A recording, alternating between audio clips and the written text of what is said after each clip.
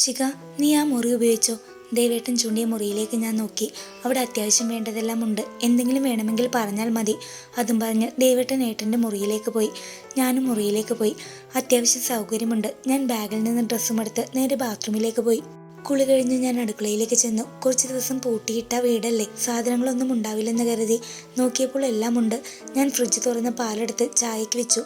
അപ്പോഴേക്കും ദേവേട്ടൻ കുളി കഴിഞ്ഞു വന്നു. ഹാ, താൻ അടുക്കളയിൽ കയറിയോ? ഞാൻ ദേവേട്ടനെ നോക്കി ഒന്ന് ചിരിച്ചു. അത്യാവശ്യം വേണ്ടതൊക്കെ ഉണ്ട്. എന്തെങ്കിലും വേണമെങ്കിൽ പറഞ്ഞാൽ മതി, ഞാൻ വാങ്ങിച്ചു കൊണ്ടുവരാം. അതിനും ഞാനൊന്ന് ചിരിച്ചു.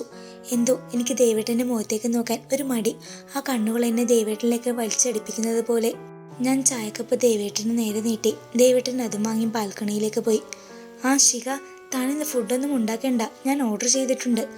അത് വേണ്ടായിരുന്നു ദേവേട്ട, ഞാൻ ഉണ്ടാകുമായിരുന്നല്ലോ. അത് സാരമില്ല, തനിക്കിപ്പോൾ നല്ല ക്ഷീണമുണ്ട്. താൻ പോയി കുറച്ചു നേരം റെസ്റ്റ് എടുത്തോ. ഇത്രയും യാത്ര ചെയ്തതല്ലേ. അതിന് ഞാനൊന്നും ചിരിച്ചു കാണിച്ചു. എന്താടോ, താനൊന്നും മിണ്ടില്ലെന്നുണ്ടോ? ഞാൻ എന്ത് പറഞ്ഞാലും താൻ ചിരിച്ചു കാണിക്കുന്നു. എന്താ, എന്തെങ്കിലും കുഴപ്പമുണ്ടോ? ഏയ്, ഒന്നുമില്ല ദേവേട്ട. എനിക്ക് ചെറിയൊരു തലവേദന, അതാ. ഓക്കെ, എന്നാൽ താൻ പോയി റെസ്റ്റ് എടുത്ത് ഫുഡ് കുറച്ച് കഴിഞ്ഞ് വരുള്ളൂ. അപ്പോൾ ഞാൻ വിളിച്ചോളാം. ഞാൻ മുറിയിലേക്ക് പോയി. എന്തുകൊണ്ട് എനിക്ക് ദേവേട്ടനോട് സംസാരിക്കാൻ ഒരു ബുദ്ധിമുട്ട്. ആ കണ്ണുകളിലേക്ക് നോക്കുമ്പോൾ ഞാൻ പതറിപ്പോകുന്നു. ദിവസങ്ങൾ കടന്നു പോകുന്തോറും എനിക്കും ദേവേട്ടനും ഇടയിലുള്ള അകലം കൂടിക്കൂടി വന്നു. ഞങ്ങൾ തമ്മിൽ സംസാരിക്കുന്നത് പോലും വല്ലപ്പോഴുമായി.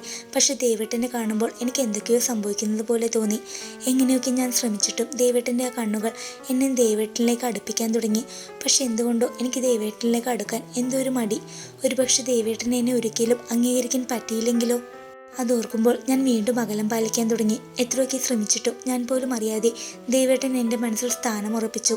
ദേവേട്ടൻ്റെ അമ്മ പറഞ്ഞതുപോലെ താലി കെട്ടിയവൻ എത്ര വൃത്തികെട്ടവനാണെങ്കിലും ഒരു പെണ്ണിനെ അവനെ സ്നേഹിക്കാതിരിക്കാനാവില്ല. അത് എത്രയോ ശരിയായ കാര്യമാണ്. എൻ്റെ ചേച്ചിയുടെ ഭർത്താവായി ഞാൻ കണ്ട ആളാണ് ദേവേട്ടൻ. പെട്ടെന്നൊരു ദിവസം അതെല്ലാം മാറി മറിഞ്ഞു. പക്ഷെ എനിക്ക് ദേവേട്ടനെ സ്നേഹിക്കാൻ കഴിയുമെന്ന് ഞാൻ കരുതിയതല്ല. ദേവേട്ടൻ എൻ്റെ അടുത്ത് വരുമ്പോൾ എൻ്റെ നെഞ്ചിടിപ്പ് കൂടുന്നത് ഞാൻ പലപ്പോഴും അറിയുന്നുണ്ട്. ഇപ്പോൾ 5 മാസമായി ഞങ്ങളിവിടെ എത്തിയിട്ട്. ദേവേട്ടൻ രാവിലെ ഹോസ്പിറ്റലിൽ പോയി കഴിഞ്ഞാൽ ഞാൻ പിന്നെ ഫ്ലാറ്റിൽ ഒറ്റയ്ക്കാണ്. ചിലപ്പോഴൊക്കെ ദേവേട്ടൻ വരാൻ വൈകും. എനിക്കാണെങ്കിൽ രാത്രി ഒറ്റയ്ക്കിരിക്കുന്നത് പേടിയാണ്. അതിൻ്റെ കാരണം പിന്നെ പറയാട്ടോ. ദേവേട്ടൻ പോയി കഴിഞ്ഞാൽ പിന്നെ എനിക്ക് പ്രത്യേകിച്ച് പണിയൊന്നും ഉണ്ടാകില്ല. ഞാനപ്പോൾ ദേവേട്ടൻ്റെ മുറിയിലേക്ക് ചെല്ലും. ആ മുറിയിൽ എനിക്ക് ദേവേട്ടൻ്റെ സാന്നിധ്യം അനുഭവപ്പെടും. കുറച്ചു നേരം ആ മുറിയിൽ ഇങ്ങനെ ഇരിക്കും. ഞാൻ പോലും അറിയാതെ അത്രയും ആഴത്തിൽ എന്നിൽ ദേവേട്ടൻ നിറഞ്ഞിരുന്നു. ശിഖ, തനിക്കിവിടെ ഒറ്റയ്ക്കിരിക്കാൻ പേടിയുണ്ടോ? എന്താ ദേവേട്ടൻ അങ്ങനെ ചോദിച്ചത്? അല്ല, എനിക്ക് നാളെ ഡൽഹി വരെ ഒന്ന് പോകണം. ഒരു മെഡിക്കൽ കോൺഫറൻസ് ഉണ്ട്. 3 ദിവസം കഴിയും വരാൻ. അത്രയും ദിവസം താനോട് ഒറ്റയ്ക്ക്, അതാ ചോദിച്ചത്. ദേവേട്ടൻ അത് പറഞ്ഞപ്പോൾ ഞാനൊന്ന് പേടിച്ചു. കാരണം പകൽ എത്ര നേരം വേണേലും ഞാൻ തനിച്ചിരിക്കും. പക്ഷെ രാത്രി അതെനിക്ക് പേടിയാണ്. ശിഖ, തനിക്ക് എന്തെങ്കിലും കുഴപ്പമുണ്ടോ? താൻ വേണേലും ഞാൻ വരുന്നത് വരെ വീട്ടിൽ പോയി നിന്നോ. ഞാൻ വന്നിട്ട് വന്നാൽ മതി. വീട്ടിലേക്ക് പോയാൽ കൊള്ളാമെന്ന് തോന്നി. പക്ഷെ എന്തോ എനിക്ക് ദേവേട്ടനില്ലാതെ ഒറ്റയ്ക്ക് പോകാൻ തോന്നിയില്ല. ശിഖ, താനൊന്നും പറഞ്ഞില്ല. താൻ വീട്ടിൽ പോകുന്നുണ്ടോ? ഇല്ല ദേവേട്ട, ഞാനിവിടെ നിന്നോളാം. എനിക്ക് കുഴപ്പമൊന്നുമില്ല. എങ്കിൽ ശരി, പിന്നെ എന്തുണ്ടെങ്കിലും എന്നെ വിളിക്കണം. തന്നെ ഇവിടെ ഒറ്റയ്ക്കാക്കി പോകാൻ എനിക്ക് ചെറിയ പേടിയുണ്ട്, അതാ. പേടിയൊന്നും വേണ്ട, ദേവേട്ടൻ പോയിട്ട് വാ, ഞാൻ നോക്കിക്കോളാം. ശരി. എടോ, തൻ്റെ ബുദ്ധിമുട്ടാവില്ലെങ്കിൽ എൻ്റെ ബാഗൊന്ന് പാക്ക് ചെയ്യാവോ? 3 ദിവസത്തേക്കുള്ളത് മതി. ഞാൻ പാക്ക് ചെയ്താൽ ശരിയാവില്ല. ദേവേട്ടൻ ഒന്ന് മടിച്ചു പറഞ്ഞു. അതിനെന്താ, ഞാൻ ചെയ്തോളാം. ദേവേട്ടന് വേണ്ടതെല്ലാം ബെഡിലെടുത്ത് വെച്ചേക്ക്, ഞാൻ എല്ലാം പാക്ക് ചെയ്തോളാം. ദേവേട്ടന് നാളെ എപ്പോഴാണ് പോകേണ്ടത്? എനിക്ക് നാളെ രാവിലെ പോകണം. ഞാൻ എല്ലാം എടുത്തു തരാം. അതും പറഞ്ഞ് എൻ്റെ കവളിലൊന്ന് തലോടിയിട്ട് ദേവേട്ടൻ മുറിയിലേക്ക് പോയി. ദേവേട്ടൻ്റെ കരസ്പർശമേറ്റപ്പോൾ ഞാൻ പൊള്ളിപ്പടഞ്ഞു പോയി. അങ്ങനെയൊന്നും ഞാൻ പ്രതീക്ഷിച്ചില്ല. ഞാൻ കുറച്ചു നേരം അവിടെ തന്നെ നിന്നു. ശിഖ, ഞാൻ പോകുക. ഇന്നലെ പറഞ്ഞത് ഓർമ്മയുണ്ടല്ലോ. എന്തുണ്ടേലും എന്നെ വിളിക്കണം. എന്നെ വിളിച്ചിട്ട് കിട്ടിയില്ലെങ്കിൽ വിഷമിക്കണ്ട, ഞാൻ തിരിച്ചു വിളിച്ചോളാം. അതും പറഞ്ഞ് ദേവേട്ടൻ എൻ്റെ നെറ്റിയിലൊന്ന് അമർത്തി ചുംബിച്ചു. എൻ്റെ കൈകാലുകൾ വിറയൽ കൊണ്ട് ശരീരമാകെ വൈദ്യുതി പ്രവഹിക്കും പോലെ തോന്നി. ഞാൻ പെട്ടെന്ന് ദേവേട്ടനിൽ നിന്ന് അകന്നു മാറി. അപ്പോൾ ശരി, ഞാൻ പോയിട്ട് വരാം. അതും പറഞ്ഞ് ദേവേട്ടൻ പോയി. എനിക്ക് ആകെ മൊത്തം ഒരു തരിപ്പായിരുന്നു. ഒരുപക്ഷെ ഞാനും അത് ആഗ്രഹിച്ചിരുന്നുവോ? ദേവേട്ടൻ എന്നെ ഇഷ്ടമാണോ? ആ മനസ്സിൽ എനിക്ക് എന്തെങ്കിലും സ്ഥാനമുണ്ടോ? ആകെ മൊത്തം ഒരു പിടച്ചിലായിരുന്നു. 3 ദിവസങ്ങൾ എനിക്ക് 3 യുഗങ്ങൾ പോലെ തോന്നി. 2 ദിവസം എങ്ങനെയൊക്കെയോ ഞാൻ കഴിച്ചുകൂട്ടി. നാളെ എന്തായാലും ദേവേട്ടൻ വരുമല്ലോ. അതോർത്തപ്പോൾ എൻ്റെ ചുണ്ടിൽ ഒരു ചെറിയ ചിരി സ്ഥാനം പിടിച്ചു. ദേവേട്ടൻ എത്രയും പെട്ടെന്ന് വന്നാൽ മതിയായിരുന്നു. അങ്ങനെ ഓരോന്നും ആലോചിച്ചിരുന്നപ്പോൾ പെട്ടെന്ന് കരണ്ട് പോയി. ഇവളിത് എവിടെ പോയി കിടക്കുന്നു? എത്ര നേരമായി ഞാൻ ബെല്ലടിക്കുന്നു. ഇവളെന്താ വാതിൽ തുറക്കാത്തത്? ഇനി പുറത്തേക്കെങ്ങാനും പോയോ? ഒന്ന് വിളിച്ചു നോക്കാം. അവൻ ഫോൺ എടുത്ത് അവളെ വിളിച്ചു. പക്ഷെ അവൾ കോൾ എടുക്കുന്നില്ല. ഇവളെന്താ ഫോൺ എടുക്കാത്തത്? എവിടെ പോയതാവും? അപ്പോഴാണ് സ്പെയർ കീ കയ്യിലുള്ള കാര്യം അവൻ ഓർമ്മ വന്നത്. അവൻ ബാഗിൽ നിന്ന് കീ എടുത്ത് വാതിൽ തുറന്നു. അകത്തേക്ക് കയറിയപ്പോൾ കണ്ടത് ഡൈനിങ് ടേബിളിൽ തലവെച്ച് കിടക്കുന്ന ശിഖയെയാണ്. ഇവൾ ഇവിടെ തന്നെ ഉണ്ടായിരുന്നോ? ശിഖ, താൻ ഇതിനകത്ത് ഉണ്ടായിരുന്നോ? എന്നിട്ടെന്താ വാതിൽ തുറക്കാതിരുന്നത്? ഞാൻ എത്ര നേരമായി ബെല്ലടിക്കുന്നു. ഫോൺ വിളിച്ചിട്ട് താൻ എടുത്തതുമില്ല. എന്തു പറ്റി? അവൻ ബാഗിൽ നിന്ന് കൊണ്ടുപോയതൊക്കെ പുറത്തേക്ക് എടുക്കുന്നതിനിടയിൽ ചോദിച്ചു. മറുപടിയൊന്നും കാണാതായപ്പോൾ അവൻ അവളെ നോക്കി. അവൾ ഇപ്പോഴും അങ്ങനെ തന്നെ ഇരിക്കുവാണ്. ഇവൾക്കിത് എന്തു പറ്റി? ഒന്നും മിണ്ടുന്നില്ലല്ലോ. അവൻ പതിയെ അവളുടെ അടുത്തേക്ക് ചെന്നു. ശിഖ, താൻ എന്താ ഒന്നും മിണ്ടാത്തേ? അവൻ അവളെ തൊട്ടതും കൈ വേഗം പുറകോട്ട് വലിച്ചു. ശിഖ, ശിഖ, കണ്ണു തുറക്ക്. അവൻ അവളെ എത്ര വിളിച്ചിട്ടും ഒരനക്കവുമില്ല. എൻ്റെ കൃഷ്ണ, ഇവൾക്കിത് എന്തു പറ്റി? അവൾക്ക് നന്നായി പനിക്കുന്നുണ്ട്. അവൻ വേഗം തന്നെ ഹോസ്പിറ്റലിൽ വിളിച്ചു പറഞ്ഞു. എന്നിട്ട് അവളെ എടുത്ത് ഒറ്റ ഓട്ടമായിരുന്നു. അവിനാഷ്, എടാ, അവൾക്ക് ഇപ്പോൾ എങ്ങനെയുണ്ട്? വിഷ്ണു, നീ ഇങ്ങനെ ടെൻഷനാവാൻ മാത്രം ഒന്നുമില്ല. ആ കുട്ടി എന്തോ കണ്ട് നന്നായിട്ട് പേടിച്ചിട്ടുണ്ട്. അതിൻ്റെയാണ് ആ പനി. ഇപ്പോൾ കുഴപ്പമില്ല, പനി കുറവുണ്ട്. പക്ഷേ എന്താടാ? വിഷ്ണു, സാധാരണ ഈ സമയം കൊണ്ട് ബോധം വരേണ്ടതാണ്. പക്ഷെ ഇത്രയും നേരമായിട്ടും ഈ കുട്ടിക്ക് ബോധം വന്നിട്ടില്ല. ഇപ്പോൾ തന്നെ 3 മണിക്കൂറായി. നീ പേടിക്കുകയൊന്നും വേണ്ട. ചിലപ്പോൾ പേടിച്ചതിൻ്റെ ഷോക്കായിരിക്കും. നമുക്ക് നോക്കാം. എടാ, വേറെന്തെങ്കിലും കുഴപ്പമുണ്ടോ? എനിക്കാകെ പേടിയാകുന്നു. ഞാൻ അവളെ കുറേ വിളിച്ചിട്ട് മുഖത്ത് വെള്ളം ഒഴിച്ചിട്ടൊന്നും അവൾക്ക് ബോധം വന്നില്ല. ഇപ്പോൾ നീ പറയുന്നത് കൂടി കേട്ടപ്പോൾ എനിക്കാകെ പേടിയാകുന്നു. എടാ വിഷ്ണു, നീ അങ്ങനെ ടെൻഷൻ ആവണ്ട. അവൾക്ക് വേറെ കുഴപ്പമൊന്നുമില്ല. മരുന്നുകളോട് റിയാക്ട് ചെയ്യുന്നുണ്ട്. നീ വെറുതെ പേടിക്കുകയൊന്നും വേണ്ട. എടാ, അവളെ കാണാൻ പറ്റുമോ? ഇപ്പോൾ വേണ്ടടാ, കുറച്ച് കഴിയട്ടെ, അവൾക്ക് ബോധം വരട്ടെ, എന്നിട്ട് കാണാം. പിന്നെ വിഷ്ണു, നീ അവളുടെ ചേച്ചിയല്ലേ കല്യാണം കഴിക്കായിരുന്നത്? പിന്നെ എങ്ങനെ ഇവളെ? എടാ, അതൊരു നീണ്ട കഥയാണ്. ദേവൻ അവിനാഷിനോട് എല്ലാം പറഞ്ഞു. ഓക്കെ, അപ്പോൾ നിങ്ങൾ രണ്ടാളും ഇപ്പോഴും... എടാ, നിനക്ക് അവളെ ഇഷ്ടമാണോ? അവളെ നിന്റെ ഭാര്യയെ അംഗീകരിക്കാൻ പറ്റുമോ നിനക്ക്? എടാ, അത്... അല്ല, നീ ഇപ്പോൾ എന്താ ഇങ്ങനെ ഒരു ചോദ്യം ചോദിച്ചത്? വേറൊന്നുമല്ല, ശിഖ മയക്കത്തിൽ കിടന്ന് പിച്ചുമ്പേയും പറയുന്നുണ്ടായിരുന്നു. നിന്നെക്കുറിച്ചായിരുന്നു പറഞ്ഞുകൊണ്ടിരുന്നത്.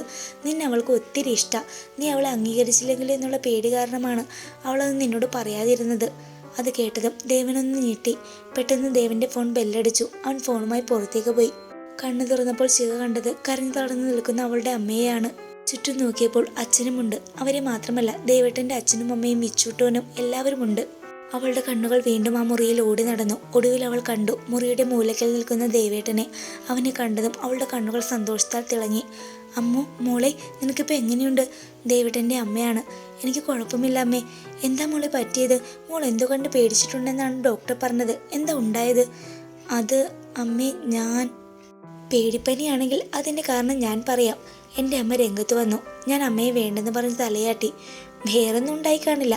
ഒന്നുകിൽ ഇവൾ എന്തെങ്കിലും നിഴലോ ഓച്ചയോ കേട്ട് കാണും, അല്ലെങ്കിൽ കറണ്ട് പോയി കാണും.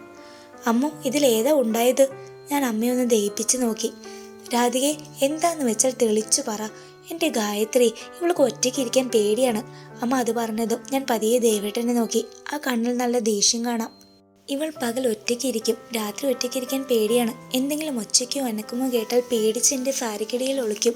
പക്ഷെ ഇങ്ങനെ പനി വരാറൊന്നുമില്ല. അപ്പോൾ അതല്ല, കറണ്ട് പോയി കാണും. കറണ്ട് പോയാൽ ഇങ്ങനെ ആരെങ്കിലും പേടിക്കുമോ? അതും പനി വരണമെങ്കിൽ? അതിലെന്തോ ഉണ്ടല്ലോ. ദേവേട്ടൻ്റെ വകയായിരുന്നു ആ ചോദ്യം. ഞാൻ ദേവേട്ടനെ ഒന്ന് സൂക്ഷിച്ചു നോക്കി. അമ്മേ പ്ലീസ്, വേണ്ട, അതിപ്പോൾ പറയണ്ട. അതെന്താ ഇപ്പോൾ പറഞ്ഞാൽ? ദേവേട്ടൻ വിടാൻ ഉദ്ദേശിക്കുന്നില്ല. മോനെ, അത് വേറൊന്നുമില്ല. പണ്ട് ഇവൾക്ക് അന്ന് 10 വയസ്സ് കാണും. അന്ന് ഇവളും പ്രിയമോളും കൂടി ഇരുന്ന് കളിക്കുകയായിരുന്നു. രാത്രിയായിരുന്നു. എൻ്റെ ചേട്ടൻ്റെ മോൻ അതിലും ഉണ്ടായിരുന്നു. കൂടി ഇവർ കളിക്കുന്നതിനിടയിൽ കറണ്ട് പോയി. അപ്പോൾ അതിൽ ഇവളെ ഒന്ന് പേടിപ്പിച്ചു. അവൻ ഏതോ ഒരു മുഖംമൂടി എടുത്തിട്ടാണ് പേടിപ്പിച്ചത്. അവൾ ശരിക്കും പേടിച്ചു പോയി. അലമുറിയിട്ട് കരയാൻ തുടങ്ങി. പക്ഷെ മുകളിലെ മുറിയിൽ നിന്ന് ശബ്ദമൊന്നും കേൾക്കില്ല. ഇവളുടെ കരച്ചിൽ ഞങ്ങൾ ആരും കേട്ടില്ല. അവനാണെങ്കിൽ ഓടിക്കളഞ്ഞു. കുറേ നേരമായിട്ടും ഇവളെ കാണാതായപ്പോൾ ഞാൻ അന്വേഷിച്ച് മുകളിലേക്ക് ചെന്നു. അപ്പോൾ അതേ ബോധം കെട്ട് കിടക്കുന്നു. ഒപ്പം വന്ന് ചെറിയ രീതിയിൽ ഫിക്സ് വരികയും ചെയ്തു. അന്ന് 2 ദിവസം ഇവൾ പനിച്ചു കിടന്നത്. വളരുന്നതിനൊപ്പം ആ പേടിയും ഒപ്പം വളർന്നു. പിന്നെ എപ്പോൾ കറണ്ട് പോയാലും ഇവളുടെ അടുത്ത് ആരെങ്കിലും ഉണ്ടാകും. ചിലപ്പോൾ കഴിഞ്ഞ ദിവസം കറണ്ട് പോയി കാണും. അപ്പോഴാണ് ദേവന് സെക്യൂരിറ്റി പറഞ്ഞത് ഓർമ്മ വന്നത്. സാറേ, ഇന്നലെ എന്താ പറ്റിയതെന്ന് അറിയില്ല. വൈകുന്നേരമായപ്പോൾ കറണ്ട് പോയി. ഇവിടെ എല്ലാവരും ഇലക്ട്രിസിറ്റിക്ക് ഫോൺ ചെയ്തെങ്കിലും കറണ്ട് വന്നില്ല. സാറിൻ്റെ ഓപ്പോസിറ്റുള്ള ഫ്ലാറ്റിൽ ഫ്രിഡ്ജ് അടിച്ചു പോയി. ഇന്ന് വെളുപ്പിനാണ് കറണ്ട് വന്നത്. സാർ ഫ്ലാറ്റിൽ ചെന്ന് നോക്ക്, എന്തെങ്കിലും കേടുപാടുണ്ടോന്ന്. മോനെ ദേവ, അമ്മ വിളിച്ചപ്പോഴാണ് ഞാൻ ചിന്തയിൽ നിന്നുണ്ടാകുന്നത്. ആ, എന്താ അമ്മേ? മോനെ, ഞങ്ങൾ ഇവിടെ നിൽക്കാം. മോൻ പോയി ഫ്രഷ് ആയിട്ട് വാ. അത് സാരില്ല, നിങ്ങൾ നേരെ ഇങ്ങോട്ടല്ലേ വന്നത്. നിങ്ങൾ എല്ലാവരും പോയി ഒന്ന് ഫ്രഷ് ആയിട്ട് വാ. ഞാൻ ഇവിടെ നിന്നോളാം. മോനെ അത് മതി, ദേവനൊന്ന് കനപ്പിച്ചു പറഞ്ഞു. എങ്കിൽ ശരി, ഞങ്ങൾ പോയിട്ട് വരാം, നിങ്ങൾക്കുള്ള ഫുഡും റെഡിയാക്കി കൊണ്ടുവരാം.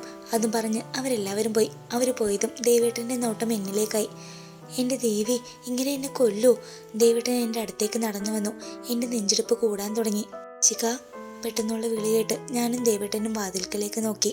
തുടരും. ഈ കഥയുടെ ബാക്കി ഭാഗം നാളെ ഇതേ സമയം ഉണ്ടായിരിക്കുന്നതാണ്. എല്ലാവരും മറക്കാതെ നമ്മുടെ ചാനൽ സബ്സ്ക്രൈബ് ചെയ്യണേ. കൂടെ ലൈക്ക് ചെയ്യാനും ഷെയർ ചെയ്യാനും കമൻറ്റ് ചെയ്യാനും മറക്കരുത് കേട്ടോ. താങ്ക്